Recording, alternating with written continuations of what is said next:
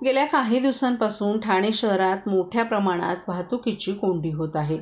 या वाहतूक कोंडीला वाहतूक पोलिसांचं नियोजन कारणीभूत असल्याचा आरोप करत राष्ट्रवादी काँग्रेस पक्षाच्या वतीनं आमदार डॉक्टर जितेंद्र आव्हाड यांच्या मार्गदर्शनानुसार प्रदेश सरचिटणीस उमेश अग्रवाल आणि अभिजित पवार यांच्या नेतृत्वाखाली आंदोलन करण्यात आले। गेल्या काही दिवसांपासून घोडबंदर मार्गावरील वाहतूक कोंडीत प्रचंड वाढ झाली आहे। आधीच सुरू असलेलं मेट्रो रेल्वेचं काम आणि पोलिसांचं फसलेलं नियोजन यामुळेच ही वाहतुकीची कोंडी होत असल्याचा आरोप करत हे आंदोलन करण्यात आलं। यावेळेस आंदोलकांनी वाहतूक पोलीस कार्यालयाबाहेर ठिय्या आंदोलन करून जोरदार घोषणाबाजी केली। यावेळी ठाणे शहरातील वाहतुकीचा पुरता बोऱ्या वाजला असून सुमित नावाच्या कोणाबाबाच्या सांगण्यावरून शहरातील अनेक डिवायडर टाकण्यात आले होते, त्यामुळेच वाहतूक कोंडीत ठाणेकर गुदमरले होते। आता रस्त्यातील खड्ड्यांनी पोलिसांचं नियोजन फसत असल्यानं ही वाहतूक कोंडी होत असल्याचं उमेश अग्रवाल यांनी सांगितलं। जर पोलिसांनी वेळीच योग्य नियोजन न केल्यास आम्ही या प्रकरणात न्यायालयात दाद मागू असा इशाराही अग्रवाल यांनी दिलाय। तर अभिजित पवार यांनी डिवायडर बाबाच्या सांगण्यावरून वाहतुकीचं नियोजन केलं जात आहे। हा बाबा काय मोठा आर्किटेक्ट आहे का? शहरातील रस्त्यांची कामं नागरिकांच्या हितासाठी नाहीत तर ठेकेदाराच्या फायद्यासाठी होत आहेत। निकृष्ट दर्जाच्या कामांमुळे खड्डे पडत आहेत। परिणामी वाहतूक कोंडी वाढत असून रुग्ण वाहतूक कोंडीत अडकून दगावतात। विद्यार्थ्यांचं शैक्षणिक तर चाकरमान्यांचं आर्थिक नुकसान होत आहे। याला सरकारच जबाबदार असल्याची टीकाही त्यांनी यावेळी केली। या आंदोलनात विद्यार्थी अध्यक्ष प्रफुल्ल कांबळे, अभिषेक पुसाळकर, श्रीकांत भोईर, संदीप वेताळ, कुणाल भोईर, समीर निटके, विशांत गायकवाड, आशिष वाघ, मनीष शर्मा, दीपक वरटे, गणेश सूर्यराव आदीही सहभागी झाले होते। महाराष्ट्रातील भगिनींना आधार देणारी राज्य शासनाची मुख्यमंत्री माझी लाडकी बहीण योजना। या योजनेअंतर्गत अल्प उत्पन्न गटातील 21 ते 65 वयोगटाच्या भगिनींना मिळणार दरमहा 1500 रुपयाची मदत। अर्ज करण्यासाठी 31 ऑगस्ट 2024 पर्यंत मुदतवाढ।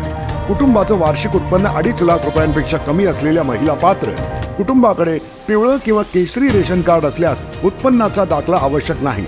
पांढरं रेशन कार्ड असेल किंवा रेशन कार्ड नसेल तर कुटुंबाचं वार्षिक उत्पन्न 2.5 लाखांपेक्षा कमी असल्याचा दाखला आवश्यक। योजनेसाठीचा ऑनलाईन अर्ज नारी शक्ती दूत ॲपवरून किंवा पोर्टलवर भरता येईल। ज्या भगिनींना ऑनलाईन अर्ज भरता येत नसेल त्यांच्यासाठी अंगणवाडी, ग्रामपंचायत, वॉर्ड ऑफिस, सेतू सुविधा केंद्रामध्ये किंवा आशाताई बचत गटाच्या CRP यांची मदत उपलब्ध।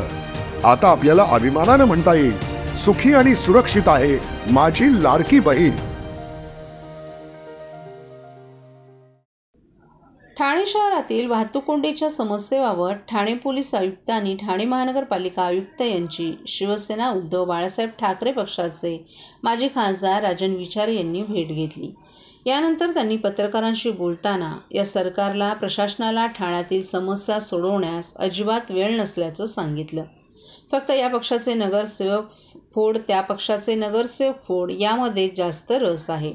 घोडबंदर रोडची ट्रॅफिक समस्या दिवसेंदिवस बिकट होत चालली आहे। खराब रस्ते, रस्त्यांवरील खड्डे आणि वाहतूक कोंडी यामुळे घोडबंदर रोडवरून निघालेल्या माणसाला ठाणे स्टेशनला पोहोचायला 2 ते 3 तासांचा अवधी लागतो।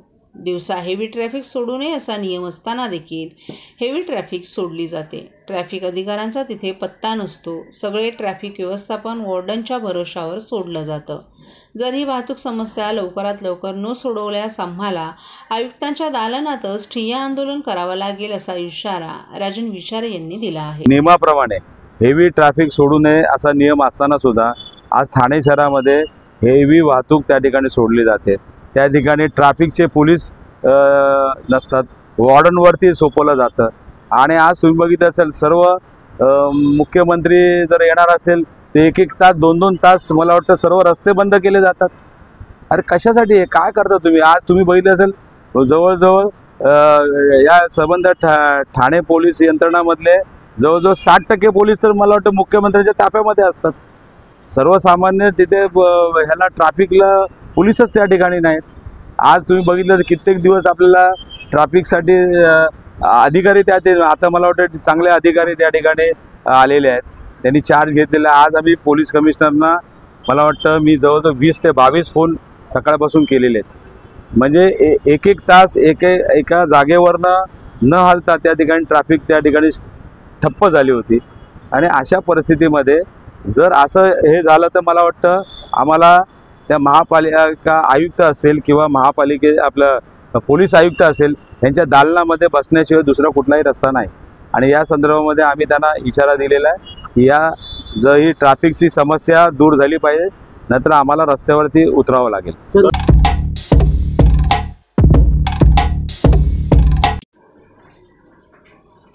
राज्य परिवहन महामंडळातील कर्मचाऱ्यांना एप्रिल 2020 पासून मूळ वेतनात 6,500 रुपयांची वाढ करण्याचा निर्णय मुख्यमंत्री एकनाथ शिंदे यांनी घेतला आहे. या निर्णयाचं एसटी कर्मचारी कृती संघटनेनं स्वागत करीत मुख्यमंत्र्यांचे आभार मानलेत. ऐन गणपती उत्सवाच्या काळात एसटी संपामुळे सामान्यांना झालेल्या त्रासाबद्दल मुख्यमंत्र्यांनी संघटनांकडे तीव्र नाराजी व्यक्त केली आहे.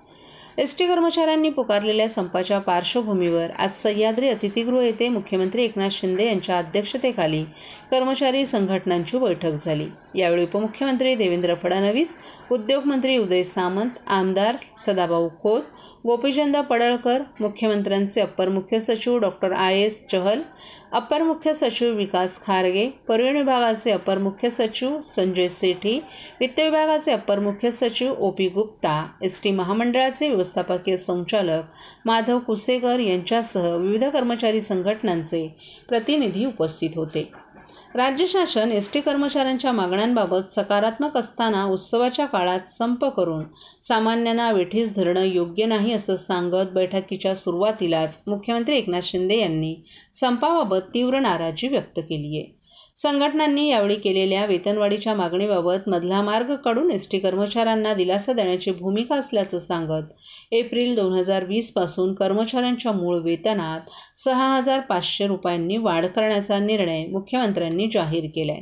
त्याचबरोबर राज्यातील आगारांमध्ये चालक वाहकांसाठी असणारी विश्रामगृहांची दुरावस्था दूर करण्यासाठी आराखडा तयार करण्याचे निर्देशही मुख्यमंत्र्यांनी यावेळी दिले. चालक वाहकांना चांगल्या सोयीसुविधा मिळायला पाहिजेत असं सांगतानाच एसटीचा महसूल वाढीसाठी कर्मचाऱ्यांनीही प्रयत्न करण्याचं आवाहन मुख्यमंत्र्यांनी केलं.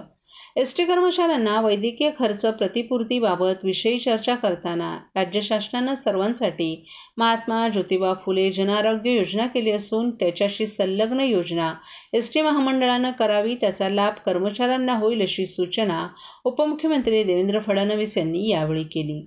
यावेळी सेवानिवृत्त कर्मचाऱ्यांना वर्षभराचा मोफत पास, निलंबित कर्मचाऱ्यांना सेवेत घेणे आदी विषयांबाबत चर्चाही करण्यात आली.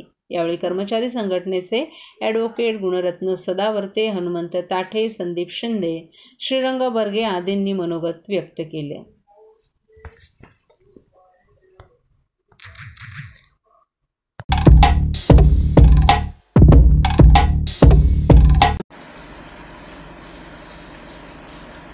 गणेशोत्सवासाठी कोकणात जाणाऱ्या गणेश भक्तांना 5 ते 19 सप्टेंबर या कालावधीत पथकर म्हणजेच टोल माफी देण्याचा निर्णय मुख्यमंत्री एकनाथ शिंदे यांनी घेतला असून त्यासंबंधीचा शासन निर्णय जारी करण्यात आला आहे. या शासन निर्णयानुसार मुंबई बंगळुरू राष्ट्रीय महामार्ग, मुंबई गोवा राष्ट्रीय महामार्ग यासह इतर सार्वजनिक बांधकाम विभागाच्या रस्त्यांवरील टोल नाक्यांवर ही सवलत लागू असेल.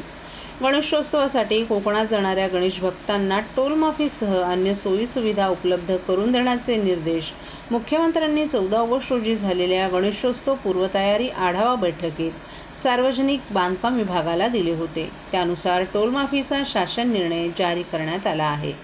या टोलमाफी सवलतीसाठी गणेशोत्सव 2024 कोकण दर्शन अशा आशयाचे स्टिकर स्वरूपाचे टोलमाफी पास, त्यावर वाहन क्रमांक, चालकाचं नाव असा मजकूर लिहून ते स्टिकर्स आवश्यक त्या संख्येनुसार परिवहन विभाग, पोलीस, वाहतूक पोलीस, संबंधित प्रादेशिक परिवहन विभाग यांनी समन्वय साधून पोलीस ठाणे, वाहतूक गणेशोत्सवासाठी कोकणात जाणाऱ्या राज्य परिवहन महामंडळाच्या बसेसनाही टोलमाफी लागू असणार आहे.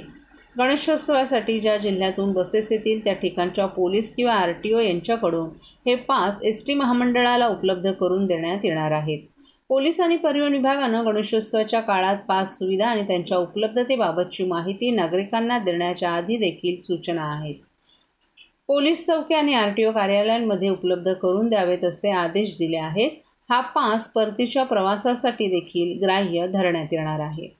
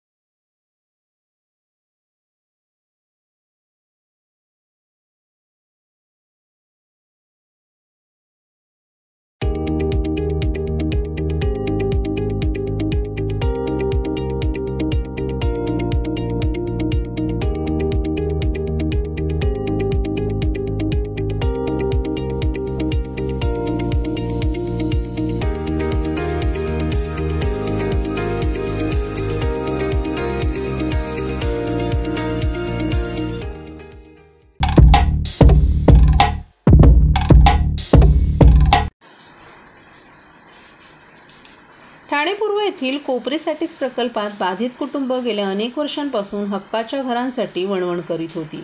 काही दिवसांपूर्वी त्यांनी आमदार संजय केळकर यांची भेट घेऊन व्यथा मांडली. या प्रकरणी तातडीनं पालिका स्तरावर पाठपुरावा केल्यानंतर या कुटुंबियांना BSP योजनेत घरं देण्याचा निर्णय घेण्यात आलाय. आज त्यांना पत्र मिळाल्यानंतर त्यांच्या डोळ्यात आनंद अश्रू तरळले. आमदार संजय केळकर यांनी काल शासकीय विश्रामगृहात आयोजित केलेल्या संयुक्त बैठकीत लाभार्थी कुटुंबियांना पत्र दिली. यावेळी स्थावर मालमत्ता विभागाचे उपायुक्त मनीष जोशीही उपस्थित होते. 20 दिवसांपूर्वी या कुटुंबांनी आमदार संजय केळकर यांची भेट घेऊन व्यथा मांडली होती. कोपरी येथील सॅटिस प्रकल्पात बाधित झाल्यानंतर अनेक वर्ष पाठपुरावा करूनही घरांपासून वंचित राहावं लागल्याची खंत त्यांनी व्यक्त केली होती. यावेळी स्थानिक नगरसेवक भरत चव्हाण आणि स्थावर मालमत्ता विभागाचे अधिकारी देखील उपस्थित होते. यावेळी केळकर यांनी या कुटुंबियांना तातडीनं घरं मिळण्याबाबत निर्देश दिले. शिवाय स्थावर मालमत्ता विभागाची श्वेतपत्रिका काढण्याचीही त्यांनी मागणी केली होती. या बैठकीनंतर पालिका स्तरावर तातडीने या कुटुंबांना घरं देण्याबाबत हालचाली सुरू करण्यात आल्या आहेत. या लाभार्थ्यांना BSP योजनेत घरं देण्याबाबतचा प्रस्ताव तयार करून आयुक्तांची मंजुरी घेण्यात आली आहे. काल शासकीय विश्रामगृहात या लाभार्थ्यांना पत्र देण्यात आली. अनेक वर्षांनी घरांचा प्रश्न मार्गी लागल्यानं या कुटुंबियांनी आमदार संजय केळकर यांचे आभार मानले. ठाण्यात अनेक प्रकल्प आणि रस्ता रुंदीकरणात सर्वसामान्य नागरिकांनी आणि व्यापाऱ्यांनी त्यांच्या जागा दिल्यात. त्यांचं पुनर्वसन वेळीच न झाल्यास भविष्यात नागरिक जागा देण्यास तयार होणार नाहीत. अशा अनेक बाधित कुटुंबियांना घरं मिळवून देण्यासाठी आपण प्रयत्नशील असल्याचंही केळकर यांनी सांगितलं. यावेळी सिपे तलाव येथील डम्पिंग ग्राउंडच्या दुर्गंधीची समस्या तेथील नागरिकांनी बैठकीत मांडली. रोज येथे येणारा कचरा त्याच दिवशी उचलण्यात यावा, जेणेकरून कचरा साचून दुर्गंधी पसरणार नाही, असे निर्देश आमदार संजय केळकर यांनी दिलेत. नवीन डम्पिंगसाठी नियोजित जागेचा प्रश्न तूर्त न्यायालयात आहे. लवकरच तोही प्रश्न मार्गी लागेल, अशी माहिती देखील केळकर यांनी दिली आहे. लोढा अमायरा येथील घनकचरा प्रक्रिया केंद्रावर ठेकेदार अटी नियम पाळत नसल्यानं परिसरात दुर्गंधी पसरत असून नागरिकांचं आरोग्य धोक्यात आले. याबाबत नागरिक विविध संघटनांनी रोष व्यक्त केलाय. महापालिकेनं ठेकेदारास नोटीस बजावली आहे. तरीही ठेकेदार अटी नियमानुसार केंद्र चालवणार नसेल तर भाजप कार्यकर्ते हे केंद्र बंद पाडतील, असा इशाराच आमदार संजय केळकर यांनी महापालिका प्रशासनास दिला आहे.